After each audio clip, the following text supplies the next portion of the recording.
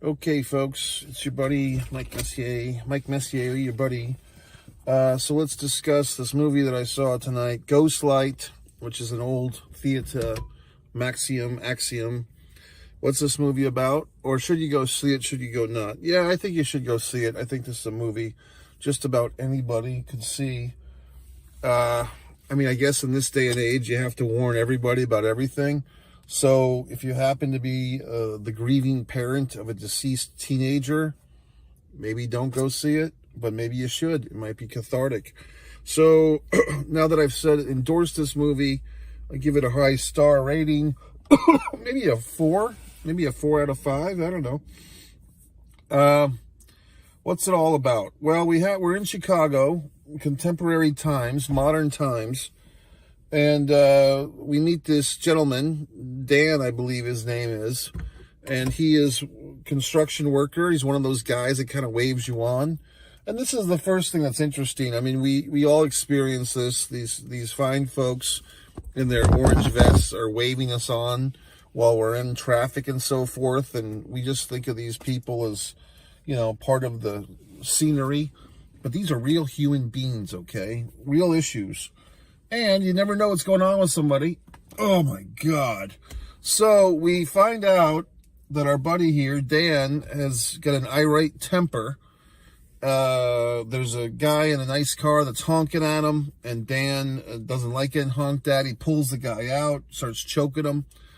And I guess you could call that our catalyst moment, but maybe there was a catalyst, meaning the events are about to occur. He's kind of daydreaming a few minutes before this to this little community theater situation across the street. And he's seeing these kind of, as they would say, misfit toy people, like 7 or 8 people, kind of, stretching and doing theater exercises and so forth. And then he kind of, gets into this thing with the traffic. And we find out we've got a guy with a problem. That's their typical thing. Most movies, many movies, are guy with a problem movies. And what's this guy's problem? Well, spoilers, here we go. He's got a wife and he's got a daughter. His daughter, I think, is maybe 16 or 17. And it's kind of alluded to, but we don't find out fully what happened. But basically, he's got a son that is deceased. And as things unfold, we discover, but first, wait, there's more. Before we find out, which is why I like this movie, is that they kind of unfolded the secrets. Like, first we find out, okay, the guy's got an anger problem. What's he angry about? Okay, well, we find out he's angry because his daughter is fucking nuts. His daughter's screaming and hollering, and him and his wife are having a hard time with the daughter. Well, why is the daughter fucking nuts? Because the daughter is expressing her rage and her anger that her brother is dead. And why is the brother dead? Well, we don't discover that until later, after Dan, and there's a lawsuit going on. Dan and his wife are suing someone that had something to do with the son's death. And why are they suing? We don't know yet. But in the meantime, Dan gets suspended from work for that assault on some asshole in traffic. And now he's got to go. Good old Dan finds himself wandering over into this community theater, poking his nose in, and he basically gets drafted. Actually, he doesn't poke his nose in. This lady, this little short lady that once yelled at him and his other construction buddies to turn the knob down, turn the volume down, she drafts Dan. She kind of sees him. So she's kind of the Yoda-esque character. She's the call to arms. She pulls him in. And she basically drafts him for a table read of Romeo and Juliet. And so suddenly, Dan, who's this, old school guy, big guy, 6'2", 6'3", the strong, silent type, the rugged Chicago construction worker, red meat American, he's suddenly with all these weirdos and these misfits and these theater people, and none of them are, whoever the fuck, Winona Ryder either. I mean, they're not glamorous people. They're just regular folk in a community theater. And he finds himself with these people, and he kind of gets hooked. Okay, he gets hooked because he's basically making friends. And the point is, he does have some buddies, beer buddies, construction buddies. But now he's hanging out with a couple of guys around his own age, a couple of younger people, some women, and it's all very exciting. And he's doing things that he's never done before. He's stretching and he's breathing and he's tapping in to this other side of Dan. Meanwhile, we discover what's going on with what happened with his son, for Christ's sakes. Well, there's a moment, the play that they're doing is Romeo and Juliet, and they're rehearsing the final scene, the infamous, Romeo and Juliet are trying to do this thing where they're taking poison and so forth, but they time it wrong, and I think Juliet ends up stabbing herself and so on and so forth. I mean, do I have to say spoiler for fucking Romeo and Juliet? But fucking Dan's watching this thing and he's like, hey, can we change the ending? They're like, no, asshole. You can't change the ending to fucking Romeo and Juliet. You can't change it into Shakespeare. And he kind of goes into his mode and he's like, but it's all made up. We can do whatever we want. And they're like, no, no, Dan, we don't change Shakespeare. We don't. And then he screams at one of his theater buddies, and then he smashes a pot or something. He smashes something, and he's like freaking out. And then he starts, luckily, good for him, because he didn't get thrown. I thought they might throw him out of the theater, and that would be the end of the movie. But he says, he starts crying. So that's always good. Here's a good note to self. If you ever get to a situation where you yell at somebody and then you break a pot or you break something, start crying and admit something that's been on your mind. So suddenly, instead of being mad at you that you yelled at someone ferociously or that you broke a pot or whatever the fuck you broke, a television or whatever the fuck you did, a vase or a vase, you can start crying and start admitting something that's painful. And then people will start hugging you. And that's exactly what happens. So it's a good technique. So, they start hugging him and he admits that my son is dead and he committed suicide and so on and so forth. And then on top of that, it's not until 20 or 30 minutes later at the mini golf course, which I always enjoy mini golf, that we see this young lady, this, 16 or 17-year-old girl. She's with their parents. She's mini golfing. And we find out this is the girlfriend of the deceased brother, the deceased son. And guess what? They had tried the Romeo and Juliet act, which we do not discover fully for another 30 minutes or so when they're in this courtroom, not even a courtroom, a deposition, which you don't see a lot of good depositions in movies, but this had a good deposition.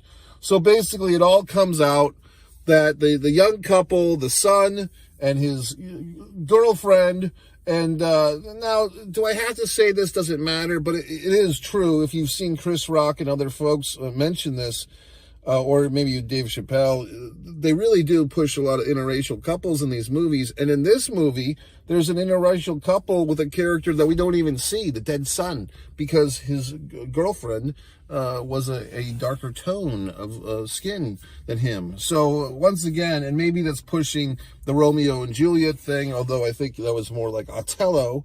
But anyway, she's a very pretty young woman, and she apologizes to Dan because she's all sad because basically they took all these pills together and she woke up and he didn't. So she's alive and the son is dead. And then we don't find out till later that Dan was the one that discovered their bodies on the trampoline and he was doing CPR. So basically he saved her life. He saved the girl's life, but his son he could not save. So that's why we're in this goddamn movie. So now we're like 2 hours into this thing and all these revelations. See, that's good storytelling, folks, where you give a little bit of a fucking fish, like a little goldfish, like a little cracker of a goldfish from the cracker of the box of goldfish crackers, and you give us one. And then you make us wait, and our mouth is salivating. And then you give us, you break one in half and give us a half of one, and then you make us wait 10 minutes more. So until you get your satiation of fucking goldfish crackers, you're hungry for that fucking payoff, that emotional payoff. What's going on with his dead son, for Christ's sakes? What do I have to break? Do I have to break a pot? So we find out all these wonderful things. The daughter character wants to go to fucking Broadway. She wants to be an actress. The father and daughter kind of bond in this big night of karaoke and all this horse shit. The daughter warns her father not to cheat on the mom. The mom thinks the dad is cheating. He's not. They scream at each other in the front yard. Every time they pass the backyard, they have to see the spot where the trampoline used to be, the trampoline of death, of the son. They don't have enough money, apparently, to move out of the house. Where is this lawsuit going to go? Well, Dan kind of fucks it all up because in his deposition, he softens a tinge and he tells the young lady it's not her fault. So he kind of fucks the family because if they were to sue for wrongful death, because the young lady's mother is the person that had all these mental issue pills that they used to take, that they took to kill themselves or tried to. So it's all a big mess.